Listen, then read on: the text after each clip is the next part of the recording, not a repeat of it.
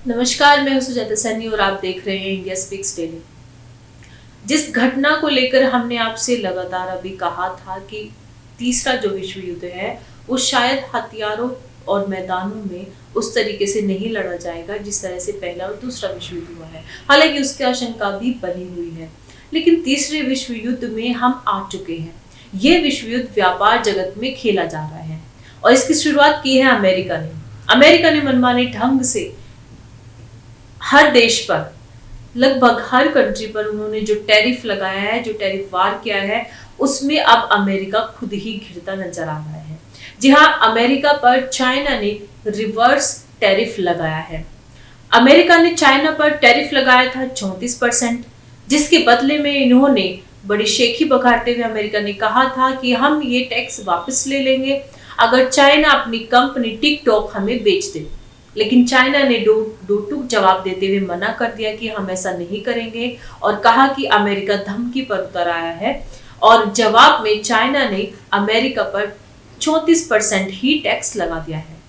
इस पर अमेरिका ने कहा है, उस समय कहा था कि अगर चाइना अमेरिका पर रिवर्स टैक्स लगाता है तो ये चाइना की बहुत बड़ी भूल होगी। लेकिन चाइना एक महाशक्ति ऑलरेडी बन चुका है, उन्हें अमेरिका की धमकियों से कोई फर्क नहीं पड़ता और उन्होंने 34% टैक्स अमेरिका पर लगा दिया है।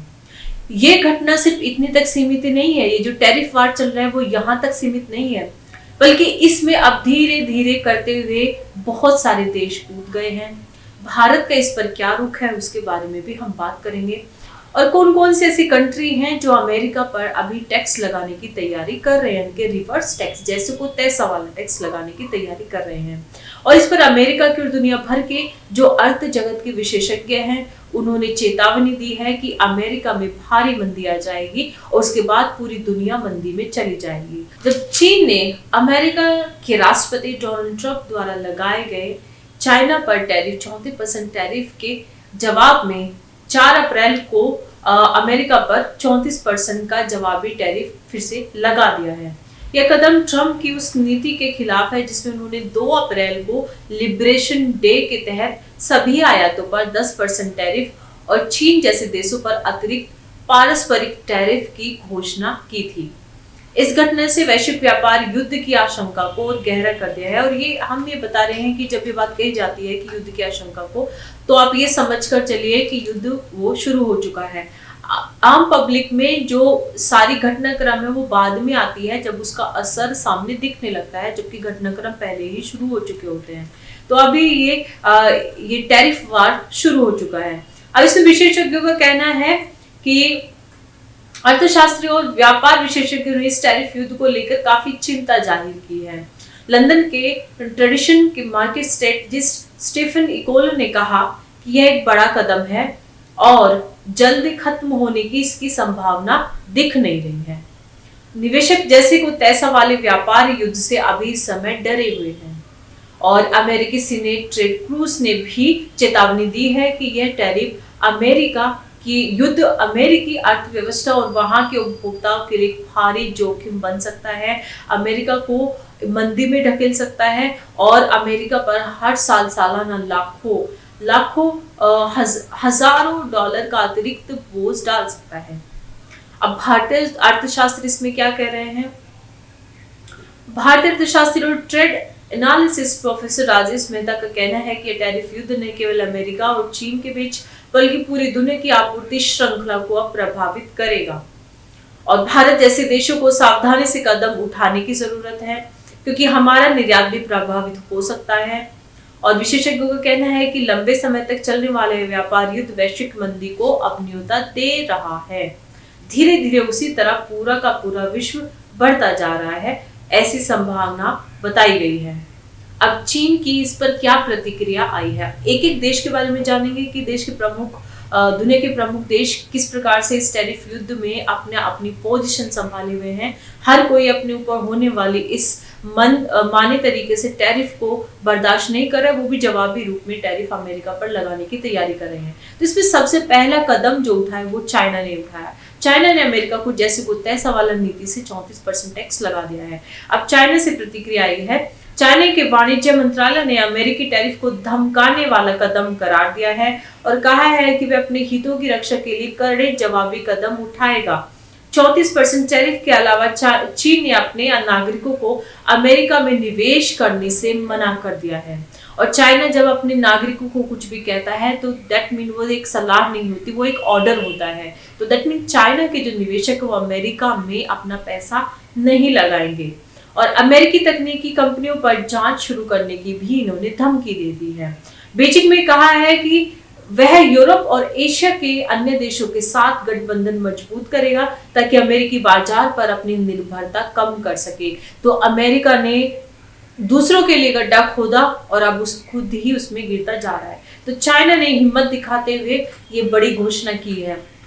आपको याद होगा कि कोविड के टाइम पे कहा जा रहा था कि चाइना तो खत्म हो गया है, चाइना इतना बदनाम हो गया है, बर्बाद हो गया है, चाइना से कोविड निकला है। लेकिन चाइना पर इन सब चीजों का क्या फर्क पड़ा है? आप देखिए चाइना कितनी मजबूती से अपने देश को, अपनी सॉवरेनिटी और अपने यहाँ के व्यापारियों को डिफेंड कर रहा है, अमेरिका को मुंहतोड़ जवाब दे रहा है। तो चाइना पहला देश बना है जिसने डायरेक्टली अमेरिका को चुनौती दे दी है इस टैरिफ वार में। तो अब देखना यह है कि दूसरे देशों का इस पर क्या रुख है। तो चाइना के बाद अब कनाडा और मैक्सिको ने भी अपना रुख कुछ स्पष्ट कर दिया है। वो भी इस पर विचार कर रहे हैं कि इसको लेकर के क्या किया जाए। तो वहां से क्या खबर आ रही है? कनाडा के 2 बड़े व्यापारिक समझौते अमेरिका के साथ में, अमेरिका और मैक्सिको भी इस टैरिफ युद्ध में शामिल हो गए हैं।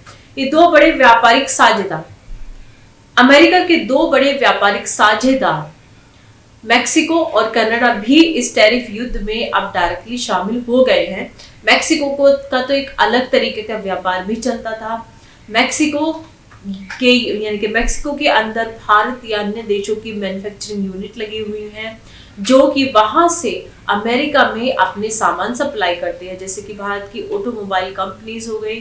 तो इस तरीके से टेक्नोलॉजी वो लोग सप्लाई करते हैं ताकि वहां उन्हें कम जो टैरिफ है वो देना पड़े। लेकिन अब मैक्सिको पर भी टैरिफ लग गया है, तो अब मैक्सिको भी इसके जवाबी कार्यवाही की शुरुआत कर रहा है।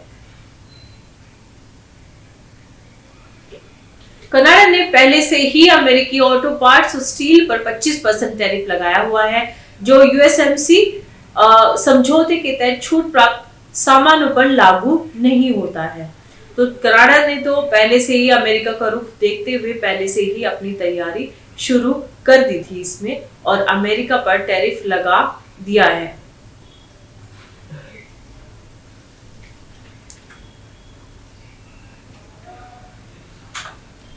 आपको बता दें कि कनाडा के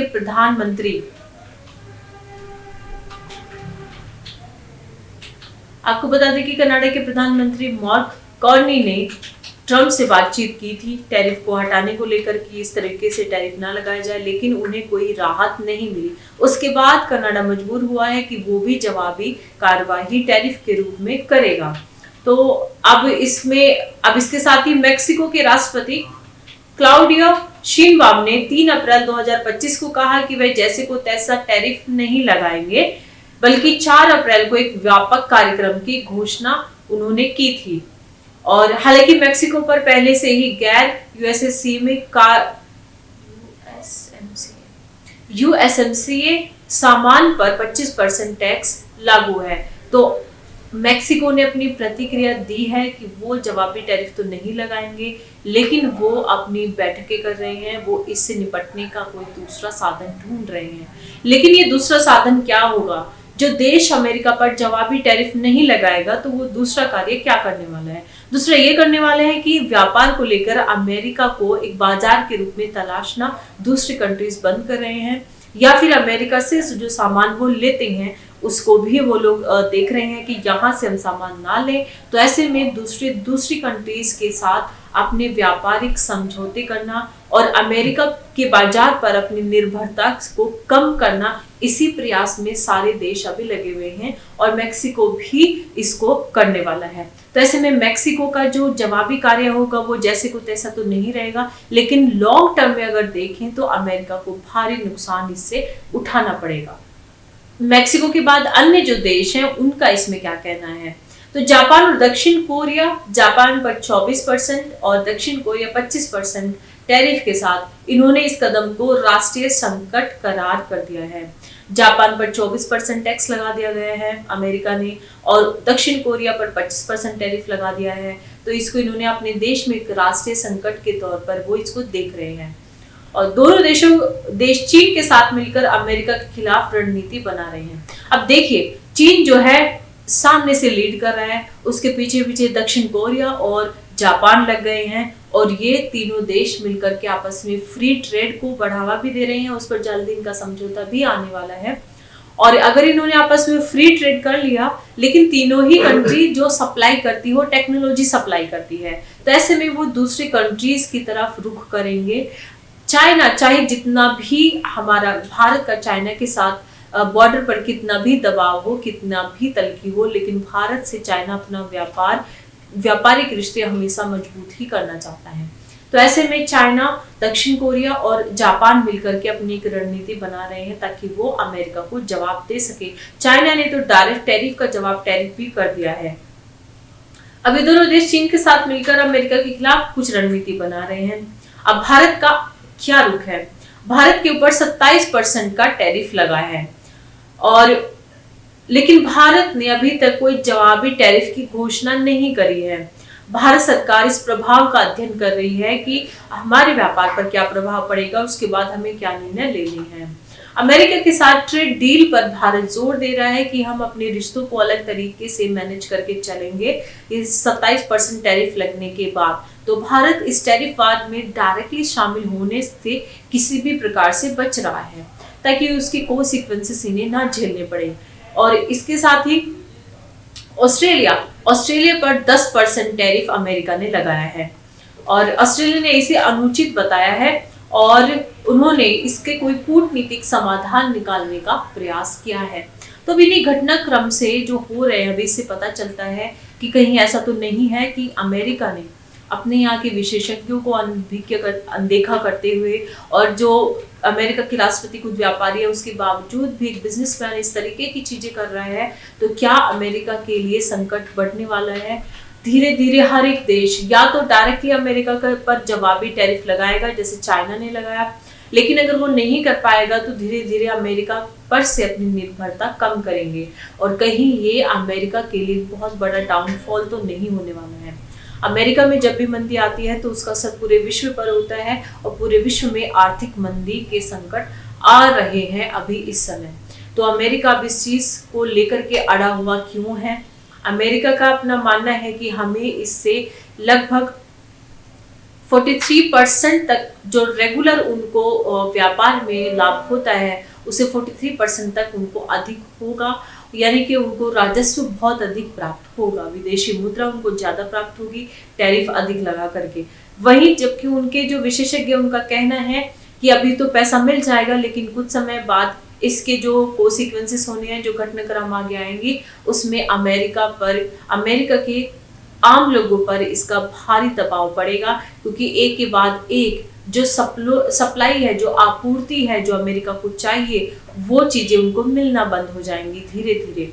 और इसकी वजह से होगा ये कि अमेरिका में आर्थिक मंदी आ सकती है, आम जनता को डायरेक्टली इससे सामना करना पड़ सकता है। तो ये आज की रिपोर्ट है। अब ये जो टैरिफ युद्ध है ये कितना लंबा चलेगा, क्या क्या इसमें होने वाला है, इस पर हमारी नजर बनी हुई है, और इसका सीधा सीधा असर भारत पर भी पड़ रहा है। लेकिन भारत ने अभी तक अपना रुख साफ नहीं किया है।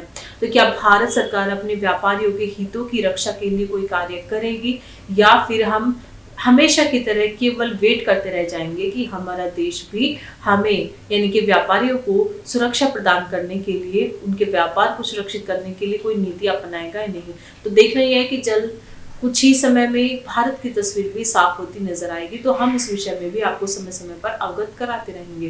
तो इस रिपोर्ट में इतना ही। आप अपने विचार इस पर अवश्य बताइएगा। धन्यवाद।